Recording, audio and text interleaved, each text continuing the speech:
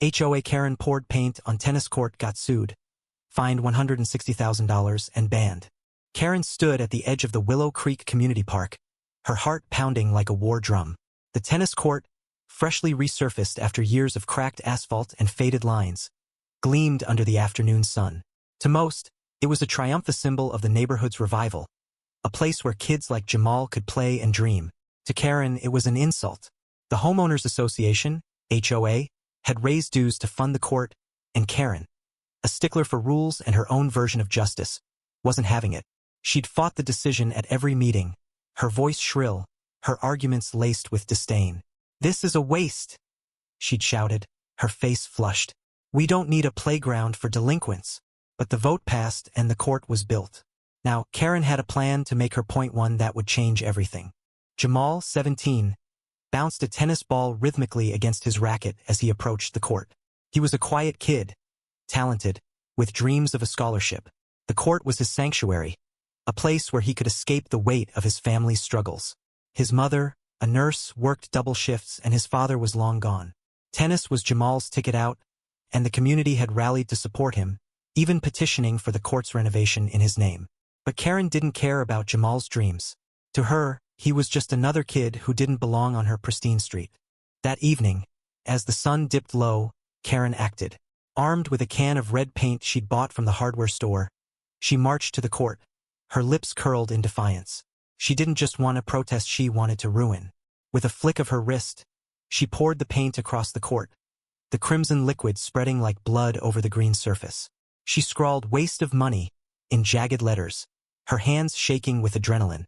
Neighbors gasped from their porches, phones already recording. Jamal arrived just in time to see the destruction, his racket slipping from his hand. "Why?" he whispered, his voice breaking. Karen turned, her eyes cold. "This court's a mistake," she snapped. "You'll thank me when the HOA stops bleeding us dry." The community erupted. The HOA filed a lawsuit against Karen for vandalism, demanding $160,000 to cover repairs and punitive damages. Social media exploded with videos of her act, hashtags like HOA Karen and Justice for Jamal trending locally. But Karen wasn't done. She doubled down, claiming the court encouraged riffraff, and that she was protecting property values. Her lawyer argued she was exercising free speech, but the judge wasn't swayed. The fine was upheld, and Karen was banned from all HOA facilities. Her name became synonymous with pettiness, her face a meme of entitlement. Then came the twist. Enter Mrs. Ellis, a quiet widow who lived across from the park. She'd watched the saga unfold from her window, her frail hands clutching a photo of her late son, a tennis player who died young. Mrs. Ellis had donated $5,000 to the court's renovation, a secret she'd kept until now. At the trial, she took the stand, her voice trembling but resolute. "That court was for kids like my boy," she said, tears streaming. Karen didn't just ruin a court, she ruined hope. Her words hit like a thunderbolt, shifting the narrative. Karen, who'd painted herself as a crusader, crumbled under the weight of Mrs. Ellis's grief. The courtroom fell silent, and even Jamal, who'd stayed stoic, wiped his eyes. Karen's life unraveled. Her husband distanced himself, embarrassed by the public shaming.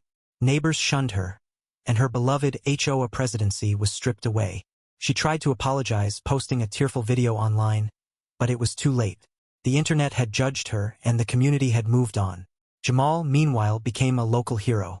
A crowdfunding campaign raised enough to repair the court, and he played his first match on its restored surface, dedicating it to Mrs. Ellis. The crowd cheered, but Jamal's victory felt hollow.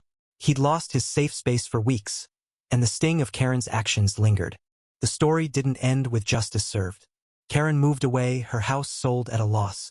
Whispers followed her, rumors of debt, isolation, and regret. The court thrived, but the community bore scars. Trust was fractured, and debates about the HOA's priorities raged on. Some defended Karen, arguing the dues were too high. Others saw her as a villain who'd targeted a kid's dreams. The truth, as always, was messier. Karen wasn't evil, she was human, consumed by pride and a need for control. Jamal wasn't perfect either. His anger at Karen had fueled moments of bitterness he wasn't proud of. And Mrs. Ellis, the unexpected heart of the story, reminded everyone that pain runs deeper than any court could hold. In the end, The tennis court stood as a bittersweet monument not just to Jamal's dreams or the community's resilience, but to the cost of division. Karen's act of defiance, meant to protect her version of order, had instead torn apart the fragile bonds of Willow Creek. The fine and ban were just the beginning. The real punishment was her exile from a place she'd once called home. As the sun set on the court, kids played, laughter echoed, but the memory of that red paint lingered, a stain no one could fully wash away. What do you think? Was Karen's punishment fair, or did the community's reaction go too far? Share your thoughts on justice, community, and the cost of standing your ground.